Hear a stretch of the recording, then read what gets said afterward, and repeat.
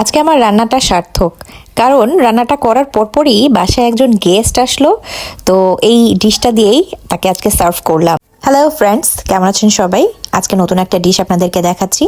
পালং শাক দিয়ে রূপচাঁদা আমি আজকে কিভাবে রান্না করেছি, চলুন কি কি লাগছে এর জন্য। প্রথমে আমি 2 থেকে 3টা পেঁয়াজ কেটে নিয়েছি কুচি করে, 2টা শুকনা মরিচ নিয়েছি, কিছু পেঁয়াজ আমি ব্লেন্ড করে নিব আর কিছু পেঁয়াজ আমি ভেজে নিব। এর সাথে নিয়েছি কিছু আদা রসুন কাটা, এগুলো আমি ব্লেন্ড করে নিব। আর সাথে নিচ্ছি পালং শাক, ফ্রোজেন পালং শাক। আমি সবসময় ফ্রিজে ডিপ করে রাখি যাতে আমার বাবুকে খাওয়াতে পারি, সেখান থেকে আজকে পালং শাকটা আমি নিয়েছি। তো আমি একটা মশলা তৈরি করে নিচ্ছি। প্রথমে শুকনা মরিচ, আদা রসুন আর পেঁয়াজটা দিয়ে একটা পেস্ট তৈরি করে নিব ফার্স্টে। তো মশলাটা আমি ব্লেন্ডারে পেস্ট করে নিয়েছি, আর এটাকে একটা জারে আমি আলাদা করে সরায় রাখবো, কারণ আমি এটার সাথে পালং শাকটাও কিন্তু পেস্ট করে নিব।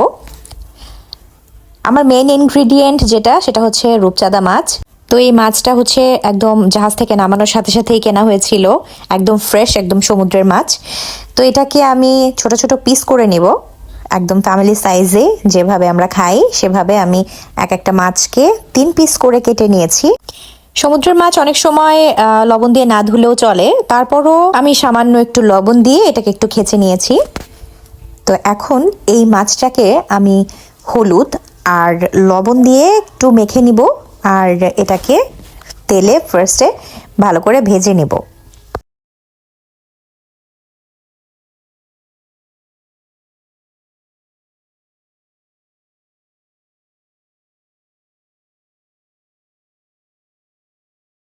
মাছটা মেখে আমি এটাকে 5 থেকে 10 মিনিটের জন্য ম্যারিনেশনে রেখে দিব, যাতে একটু মশলাটা ঢোকে। আর এদিক দিয়ে দেখুন আমি আমার বেবিকে রান্না করার সময় কিভাবে এক সাইডে বসিয়ে তারপরে রান্না করি। তো বিসমিল্লাহ বলে চলেন, এবার আমরা আমাদের রান্নায় চলে যাই। আমি আমার ফ্রাই প্যানে একটু বেশি করে তেল নিব, কারণ এই তেলের মধ্যেই আমি রান্নাটা কমপ্লিট করব এবং মাছ ভাজাটাও কমপ্লিট করব। তেলটা গরম হয়ে গেলে এর মধ্যে আমি মাছটাকে ফার্স্টে দিয়ে দিচ্ছি। এটাকে একটু ভালো মতো এক পিঠ ভেজে তারপর উল্টিয়ে আর এক পিঠ ভেজে সুন্দর করে এটাকে নামিয়ে ফেলবো।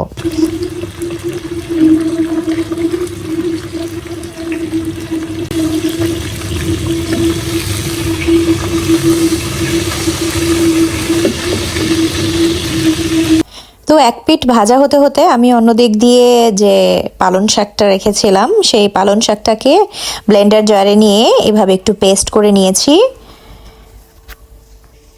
অন্য দিক দিয়ে আমার এক পিঠ মাছ ভাজা হয়ে গেল।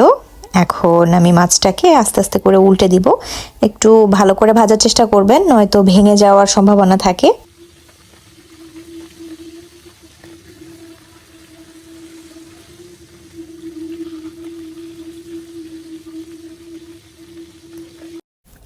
মাছের 2 পাশটাই মোটামুটি ভালো মতো ভাজা হয়ে গেছে। এখন আমি মাছটাকে নামায় ফেলবো, কারণ এর থেকে বেশি রাখলে হয়তো বা এটা পুড়ে যেতে পারে, আর পুড়ে গেলে মাছের টেস্টটা কিন্তু আর থাকবে না, যেহেতু এটা একেবারেই ফ্রেশ মাছ। তো এটাকে আস্তে আস্তে আমি একটা জারে তুলে ফেলছি।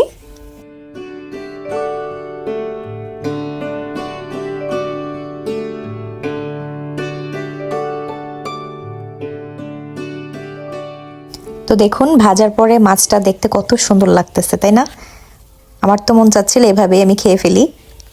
আচ্ছা যাই হোক, এরপরে আমি এই তেলের মধ্যেই মাছটাকে রান্না করব। তার জন্য আমি অল্প সামান্য হাফ চামচ পরিমাণ সরিষা এর মধ্যে দিয়ে নিয়েছি।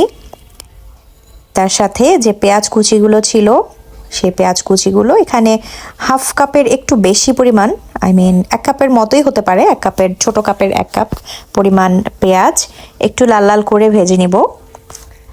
আর এটা যখন একটু লাল লাল হয়ে আসবে তখন আমি যে মশলাটা পেস্ট করে রাখছিলাম সেই মশলাটা এটার মধ্যে দিয়ে দিব, পেঁয়াজের মধ্যে। আর সামান্য একটু পানি দিয়ে এটাকে একটু হালকা কষায় নেব। তো এটার মধ্যে আদা রসুন দেয়া আছে, মরিচ দেয়া আছে। আমি আদা রসুন আর মরিচ বাদে বাকি থাকে হচ্ছে একটু ধনিয়া আর জিরা, হলুদ। তো সামান্য এটার যখন পানিটা শুকায় আসবে এর মধ্যে তখন আমি হাফ চামচ পরিমাণ ধনিয়া গুঁড়া, হাফ চামচ পরিমাণ হলুদের গুঁড়া আর হাফ চামচের একটু কম পরিমাণ জিরার গুঁড়া দিয়ে দিব।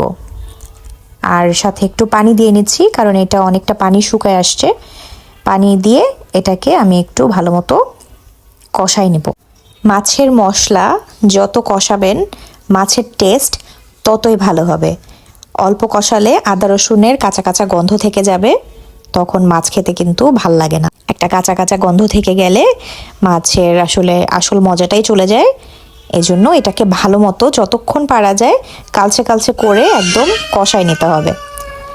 এই পর্যায়ে আমার একটু তেলটা কম কম মনে হচ্ছিল ভাজা ভাজা হওয়ার সময়, তো আমি সামান্য একটু তেল এটার সাথে অ্যাড করে নিলাম। আমি এখন কোনো লবণ দিব না, কারণ এটাকে ভালো মতো আমি ফার্স্টে কষাবো। আর অন্য দিক দিয়ে আমার বাবু কিন্তু যেভাবে বসায় রাখছিলাম মাশাল্লাহ সেভাবেই বসে বিস্কিট খাচ্ছে। মাঝে একটু জ্বালাতন করছিল, তারপরও আমি তাকে আবার সুন্দর বিস্কিট দিয়ে বসায় রেখে চলে আসলাম। তো অনেক কষ্ট করে আসলে ভিডিও করতে হয়, এই জন্য বলছি প্লিজ আপনারা যদি পারেন ভিডিও দেখার পরে একটু সাবস্ক্রাইব করে রাখবেন, একটু লাইক কমেন্ট শেয়ার এগুলো করবেন, যাতে আমাদের কষ্টটা একটু হলেও মনে হয় যে কষ্ট করে করেছি, তো একটু কষ্টটা সার্থক হলো। তো চলে গেলাম আবারও চুলায়। আমার যে মশলাটা মোটামুটি ভালো মতোই কষানো হয়ে গেছে। এখন এই মশলাটার ভেতরেই বাকি যে জিনিসগুলো আছে সেগুলো আমি দিয়ে দিব। তো এখন আমি ফার্স্টে দিয়ে দিচ্ছি হচ্ছে যে পালং শাকটা পেস্ট করে রাখছিলাম, এই পালং শাকটা দিয়ে ভালো করে একটু আবার কষাবো যতক্ষণ না পর্যন্ত পানিটা শুকায় যায়। পানিটা একটু শুকনা শুকনা হয়ে গেলে তখন আমি এটার সাথে টমেটো আর মাছটাকে অ্যাড করে দিব। তো আপনারা দেখতে থাকুন আমি শেষ পর্যন্ত কিভাবে করি।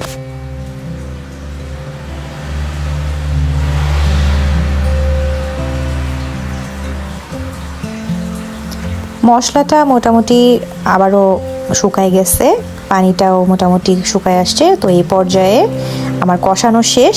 আমি এখানে 1 থেকে 1.5 কাপ পরিমাণ মাছ বুঝে আর কি পানি দিয়ে দিলাম, আর সাথে 2 চা চামচ পরিমাণ লবণ দিয়ে দিলাম।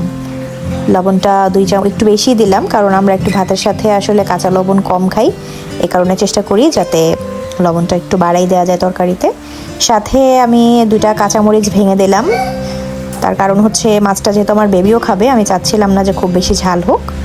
এর সাথে আমি দিয়ে দিলাম ছোট ছোট টুকরো করে কিউব করে কাটা টমেটো, আর যে মাছগুলো ভেজে রাখছিলাম সেই মাছগুলো। তো এটার সাথে মিক্স করে আমি এটাকে 15 থেকে 20 মিনিটের জন্য রান্না হতে ছেড়ে দিব। তো দেখুন কালারটা কত সুন্দর আসছে, গ্রিন কালার। শীতকাল থাকতে থাকতেই চেষ্টা করুন যে পালং শাক দিয়ে যেন এই রেসিপিটা করে খাওয়া যায়, তাহলে দেখবেন স্বাদ মুখে লেগে থাকার মতো একটা টেস্ট আপনারা পাবেন। অনেক সময় মাছ আমরা আসলে ভুনা খেতে খেতে ভাল লাগে না, একটু ডিফারেন্টভাবে খেলে একটু ভাল লাগে। তো সব রান্নাই একটু ঘুরিয়ে ফিরিয়ে করলেই কিন্তু খেতে অনেক ভালো লাগে। তো আমি এখানে একটা ঢাকনা দিয়ে এটাকে কিছুক্ষণ ঢেকে রেখে দিব, যতক্ষণ না পর্যন্ত এটার একটু তেল ভেসে ওঠে। রান্না একদমই শেষ পর্যায়ে, দেখুন তেলটা কি সুন্দর ভেসে উঠছে। আমার রূপচাঁদা মাছটাও কিন্তু রান্না করা অলমোস্ট শেষ। এখন আমি চলে যাব সার্ভিংয়ে।